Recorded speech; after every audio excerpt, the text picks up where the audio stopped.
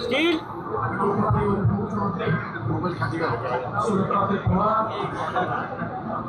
राज्याचे शिक्षण मंत्री चंद्रकांत दादा पाटील, महापौर नागपुरे, खासदार मीनाताई कुलकर्णी,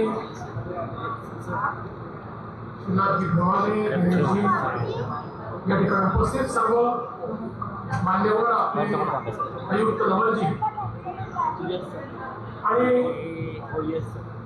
आपुलकी फाउंडेशनचे सर्व पदाधिकारी उपस्थित दिलेले आणि बंधू, आज अतिशय आनंदाची गोष्ट आहे की पुणे महानगरपालिकेच्या या जमिनीवर सामाजिक बांधिलकीचा एक अतिशय चांगला उपक्रम, ज्यामध्ये पीपीपी मॉडेलवर पहिलं कॅन्सर हॉस्पिटल हे तयार झालं आहे आणि या पहिल्या कॅन्सर हॉस्पिटलचं उद्घाटन आताच आम्ही या ठिकाणी केलेलं आहे. मी पुणे महानगरपालिकेचं मनापासून अभिनंदन करतो. त्यासोबत आपुलकी फाउंडेशन ज्यांनी याच्यामध्ये इन्व्हेस्टमेंट केली आणि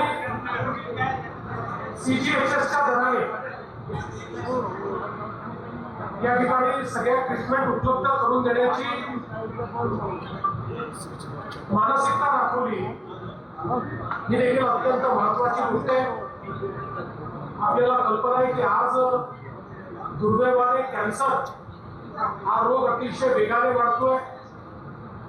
वेळेत ट्रीटमेंट झाली तर रोग पूर्ण बरा होतो, अन्यथा दीर्घकाळ ट्रीटमेंट घ्यावी लागते, त्याचा खर्च देखील जास्त आहे.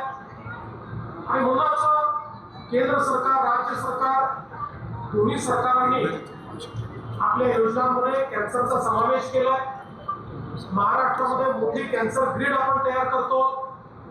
या कॅन्सर ग्रीडच्या माध्यमातून प्रायमरी, सेकंडरी, टर्शियरी अशा तिन्ही प्रकारचे इंटरव्हेन्शन्स वेगवेगळ्या पद्धतीनं करण्याचा प्रयत्न आपला आहे.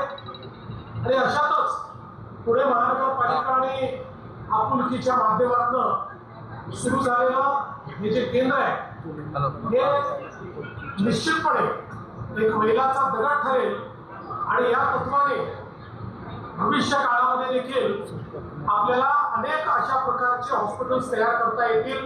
एक चांगलं मॉडेल तयार झाल्याबद्दल महानगरपालिकेचं अभिनंदन करतो.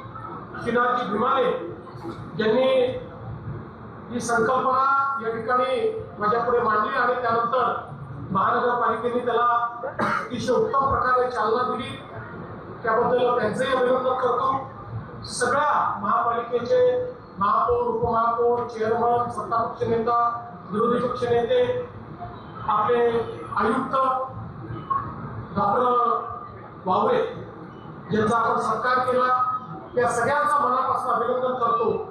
आणि या आपुलकी मेडिकल सेंटरचं उद्घाटन होऊन हे आता लोकांकरता लोकार्पित झालंय अशा प्रकारची या ठिकाणी घोषणा करतो. आणि माझं बोलणं संपत असताना आम्ही आता पुढच्या कार्यक्रमाला जातोय. मला माहिती आहे पुण्यामध्ये सगळ्यांजवळ आपल्या मोठ्या गाड्या आहेत. कृपया आमचा कॉन्वॉय वाढवू नका. आपल्याला पंतप्रधानांनी सांगितल्याप्रमाणे शिस्तीत सगळे वागा, आणि आमच्या मागे सगळे गाड्या घेऊन फिरा असं कोणी करू नका. एवढीच आपल्या सर्वांना विनंती करतो आणि माझं बोलणं संपवतो. धन्यवाद.